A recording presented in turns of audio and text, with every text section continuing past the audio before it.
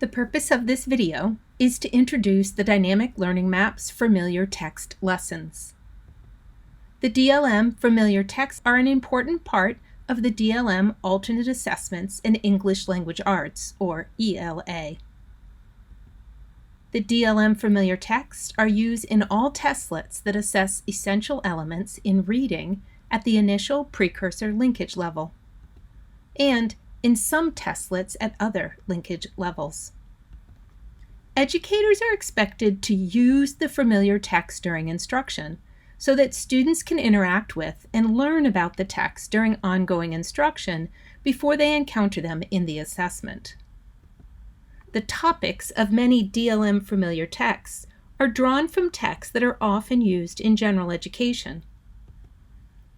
You can access the DLM familiar texts on the Instructional Resources menu on the home page of dynamiclearningmaps.org. In the Instructional Resources tab, look for the assessment model used in your state, Instructionally Embedded, IE, or Year End, YE. On the Instructional Resources page, click the tab for English Language Arts. Then, select Familiar Texts from the menu on the left. Next, scroll to the bottom of the page to access links to the familiar texts arranged by grade level. For example, selecting 8th grade links to a new page with familiar texts linked to 3 source books: Hoot, The Adventures of Tom Sawyer, and Touching Spirit Bear. Within each source book, there are familiar texts that are stories and informational texts. Following these links opens the individual books. For example, Tom Goes Camping is in the list of books related to The Adventures of Tom Sawyer at the 8th grade level. It can be read online. Or, this book and all other familiar texts can be downloaded to read offline. Simply select the gear in the upper right corner and then select Download from the list. You can download the book as a PowerPoint file that will open in Google Slides or Keynote, or as an EPUB for use on various tablets. When you link to the books at each grade level, you also get access to an important document that provides information about the familiar texts at each grade level. This document is linked right above the list of books at each grade level. The documents that provide information about the familiar texts at each grade level are organized by essential elements. The ELA essential elements in reading that are part of the assessment blueprint are listed on the first page of these documents. Clicking on the essential element hyperlinks to the page where a linkage level and associated familiar texts are described. For example, selecting ELA.EE.RL.83 will link to a document describing the essential element and initial precursor linkage level. It also provides a general description of the familiar texts aligned with this essential element and linkage level.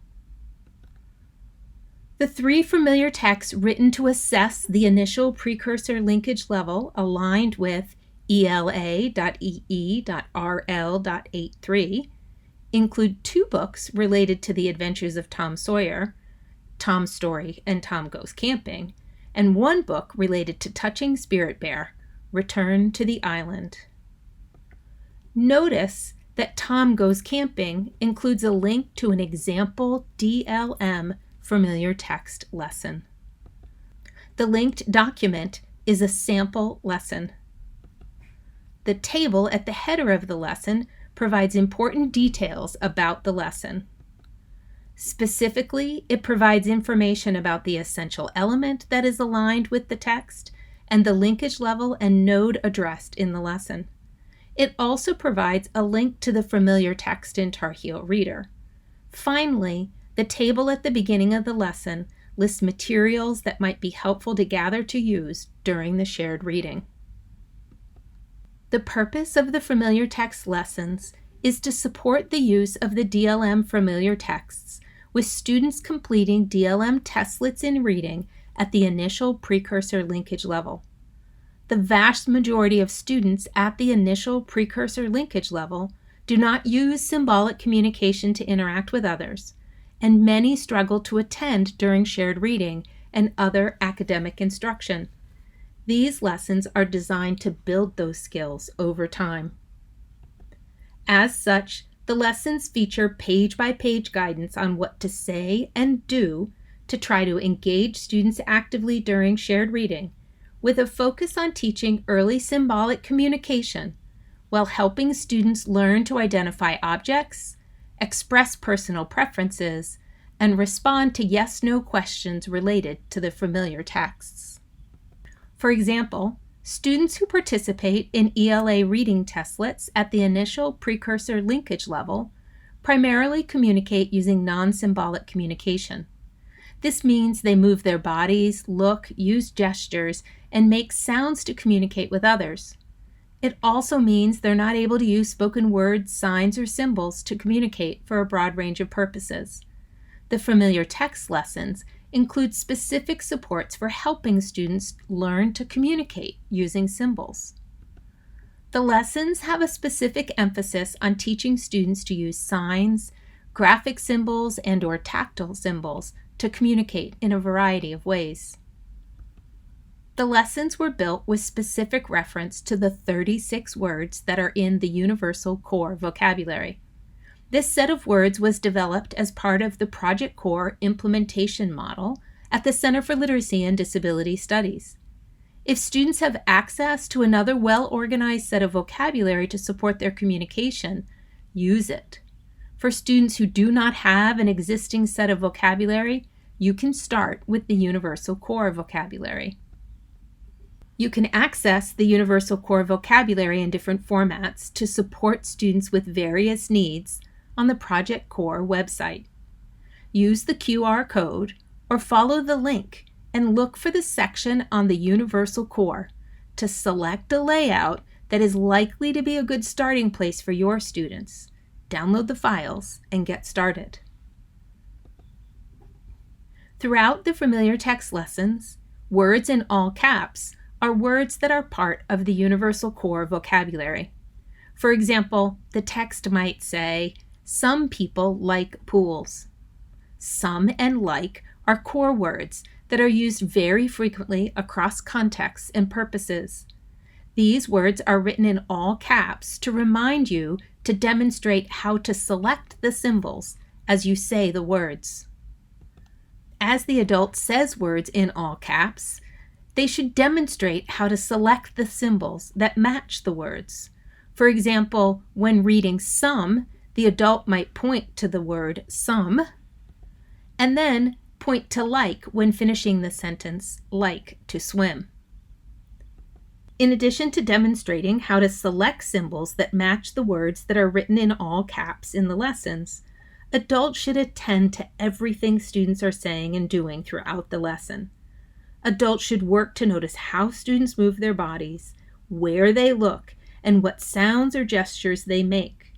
Tell them what you are seeing and attach meaning to it. For example, if a student reaches for the book, the adult might say, "I see you reaching." Then assign some meaning. Do you want to look at the book? For example, the adult might tell the student, "You could say, look." As the adult says, "You could say, look," they show the student how to select look using the symbol or set of symbols selected for the student. This might involve pointing to the symbol in an array, or it might involve showing students a tactual symbol representing the word or some other representation. The DLM familiar text lessons also intentionally incorporate yes and no questions. In the learning maps that drive the dynamic learning maps alternate assessments, yes/no questions are the earliest developing type of question. As such, we have written the lessons to begin teaching students at the initial precursor level to begin to understand and respond to yes/no questions. The goal is to teach students to respond to yes/no questions using a movement, gesture, or vocalization. This is desired over teaching symbols to represent yes and no because we want to ensure that the students can eventually respond to yes/no questions wherever they are. Let's look at an example of how these different supports are integrated in a familiar text lesson for the familiar text Tom Goes Camping. The first column provides the text from the page in the familiar text. The asterisk next to the page number denotes that this page specifically addresses the initial precursor node aligned with this lesson. Recall from the information provided in the table at the beginning of the lesson that it is written to address the initial precursor linkage level, which is the student can demonstrate understanding of an object's function through demonstration, pointing to pictures, or verbally explaining the function. In the right column, the lesson reminds the adult to pause and wait to give the student a chance to explore the page, and then pause and wait to allow students to process each step of the lesson on each page. Generally, this pause and wait will require 5 to 10 seconds. Some students at the initial precursor level will need even more time to process during shared reading. The lesson provides scripted support for reading the text, commenting on the text, demonstrating comments students can make using AAC, or the Universal Core Vocabulary, and ways adults can add more and specifically direct the student. This is the page from the book that is aligned with this part of the lesson. Following the lesson, the adult turns to this page, then pauses and waits before reading the text. Tom packed a spoon so he could eat food, and then pauses and waits. The adult then makes the comment, "Some people use a spoon to eat," and points to the symbol for some before pointing to the illustration in the book. Then the adult explicitly tells the student or students, "You could say some," once again demonstrating how to point to or otherwise select a symbol representing the word some. Then the lesson directs the adult to add more, saying, "I have a spoon," while showing the student the actual spoon gathered prior to the lesson. Pausing and waiting for the student to explore the spoon, and then saying, "Let's put the spoon in the backpack. Look at the spoon," or "touch the spoon," or "point to the spoon," whichever is most appropriate for the student. Note that the words "put" and "in" are in all caps, which means the adult should demonstrate how to point to or select the symbols representing those words. Then, pausing and waiting again to give students an unprompted opportunity to respond to the directive, as they will be expected to do when they complete the DLM alternate assessment in reading. At this point, the goal is not to teach the student to distinguish the spoon from other objects. Instead, the goal is to use the spoon to support interaction and engagement. This lesson and others certainly help students learn to identify objects, but there is no expectation that they can do this with objects and text that are unfamiliar. Instead, they will learn to identify the objects as a result of repeated readings and interactions with the text, other people, and the objects.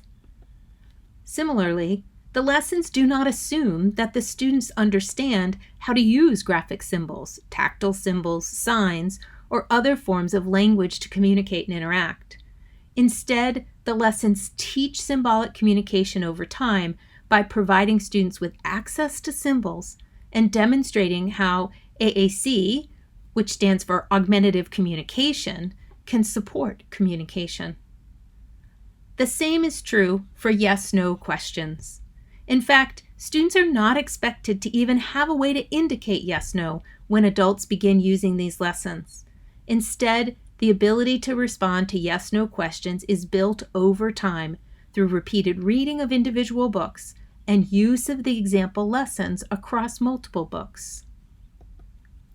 Finally, The lessons provide students with many opportunities to learn to express personal preferences. Most lessons include one or more questions asking students what they like or want. Often these requests for expression of personal preference are posed as yes/no questions, as in, do you like to swim? In closing, the DLM familiar text lessons are intended as examples. Though they address the knowledge, skills, and understandings embedded in the linkage levels for the aligned essential elements, they do not match the items in the DLM alternate assessment testlets.